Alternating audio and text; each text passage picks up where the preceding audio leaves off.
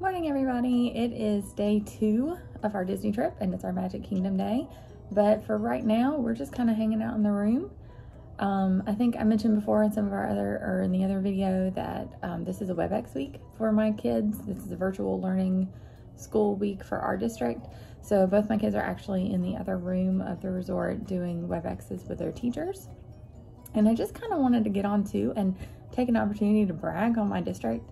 I used to work for it years ago, so I'm already a little bit biased, but I am just so incredibly proud of the way that they've put together learning during this weird, crazy time. And, you know, different teachers in different districts are doing things in different ways, but, you know, both of my kids are live right now with their teachers, getting instructions and lessons and learning new things.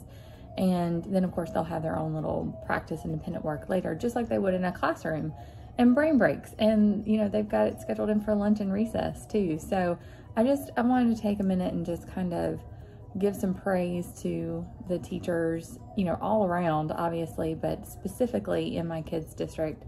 It's just, it's been a really good, smooth experience for us. I know that may not be the case for all families, but for us, it's obviously not ideal. You know, I want my kids in school full time, but I appreciate the reasoning behind what they've done and the reasoning they have for these virtual weeks. And, you know, just kudos to them. It's really been great. But I just wanted to put that out there because, like I said, it's a really tough time. It's a tough time for most professions. And teachers are really taking things in stride and doing things the best that they can for kids, which is obviously the most important. The other thing I want to talk about a little bit while I'm sitting here is why we decided to come to Disney. We put out a video back in July about canceling. We had a weekend planned, a long weekend, just my husband and I in July, and we canceled it. And there were several reasons that I put out in that video about why we canceled it. And I thought that I would just kind of take a minute and address why we've changed our minds and why during the month of September we decided that it would be acceptable to travel. So one of the things or the biggest reason that we canceled our July trip was my profession. I've mentioned before, I'm a speech therapist. I know I said that I worked in the schools earlier, and I did. For about a decade, I worked as a speech language pathologist in the school system, and then made the jump to working in skilled nursing facilities. So I now work with the geriatric population. And because that population is the one that is most at risk right now with COVID, I wanted to make sure that there was nothing that I was doing that would put any of my residents at risk. Things have changed in the past couple of months. The first thing that changed is that our facility had an unfortunate outbreak of COVID, but the outbreak is basically complete at our facility. So we still have a COVID unit. During that outbreak, our company decided that 2 wings of our facility would be strictly for COVID patients, and we are now a COVID recovery unit in the upstate. And so other facilities, other sister facilities that may have outbreaks are sending their residents to us so that we can take care of them and get them better before they can return back to their population within their facilities.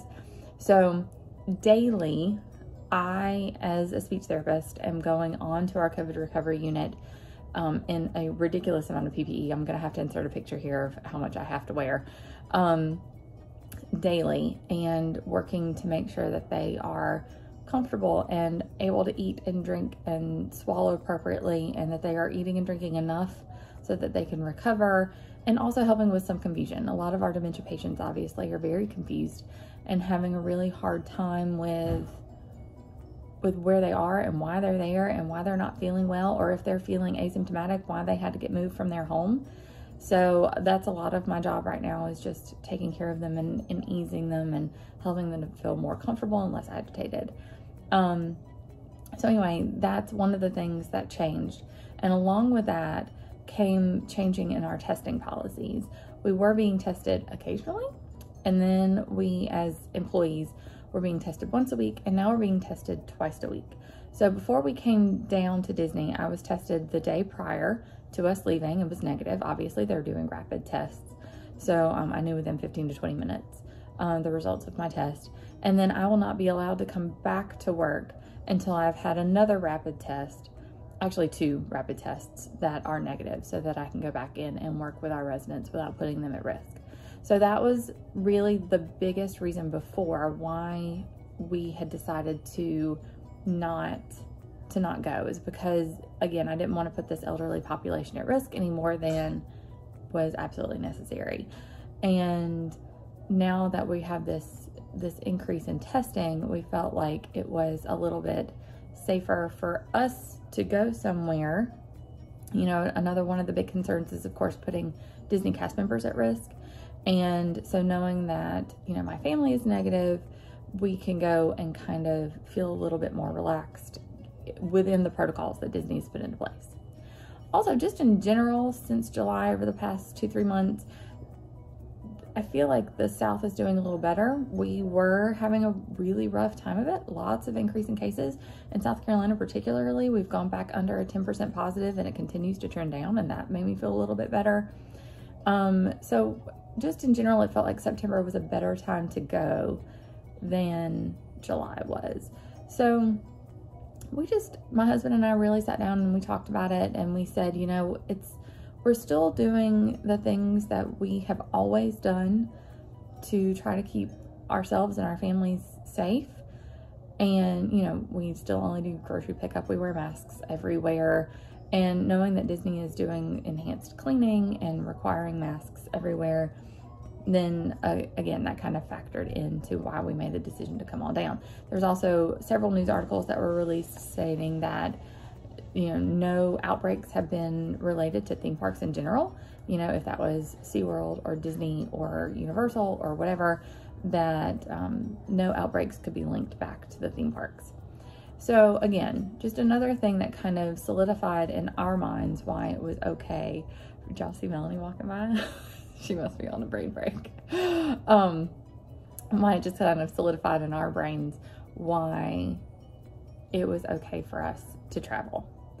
And then, of course, we individually have put additional, I don't want to say restrictions, but kind of things that we're going to do to make sure that we don't put ourselves at increased risks. We put out a video a few weeks ago that was rides that we felt would be safe. So, of course, as always, there's an inherent risk to going out in public at all, but rides that were mostly indoors, or the queues were, rides that were mostly outdoors, or the queues that were mostly outdoors. We felt like those attractions would be safe. We went to Epcot yesterday. We did not ride a single attraction. We just spent the whole time walking around the World Showcase, walking around Future World, eating way more food than I'm allowed to even think should fit in my stomach, and had a great time. So for us personally, Disney is not about the attractions necessarily. It's just about being here and enjoying ourselves and having family time together. And so that factored into was another reason that we felt like, yeah, it's okay, we can make it back. Of course, traveling in any sort of capacity right now is an individual decision and a family decision, and you have to base your own risk factors. And we just felt like right now, the way things were set up with my job and work and testing and just the kind of overall trend and everything, and the restrictions that we were going to put on ourselves during travel were, and like no indoor dining, so those restrictions we felt like was an acceptable level of risk for us. And especially knowing that when I get back, I will be tested and will not be able to work with my residents until I'm proven to be negative twice. So all that being said, I don't think anybody should have to, what's the word I'm looking for? I shouldn't have to rationalize or prove to anybody why we make the decisions that we make, but I do want people to know that, yeah, we're down here and we're in Disney and we're on a vacation and we've traveled, but a lot of thought went into it. We didn't just up on a Wednesday say, hey, let's go to Disney next week. We've been really thinking and talking and mulling it over for a really long time, and went through a whole process of, okay, if we do this, how can we do this in a way that we know will be the lowest and most acceptable level of risk for us. So if you have any comments or anything, we would love to hear them. And, you know, let us know how your school districts are going. If you've got kids in school, how you feel about restrictions that are put into place, or if you're planning to travel anytime, not just to Disney, but just at any time or place, just kind of let us know. And yeah, we'll keep you updated on how we're doing and what we're doing. Make sure you're following us on all social medias, because I'm posting there. I already put up a picture on Instagram yesterday about my daughter stealing my brand new pair of ears. So all right, please like and subscribe if you haven't already, and we will see you guys next time. Bye.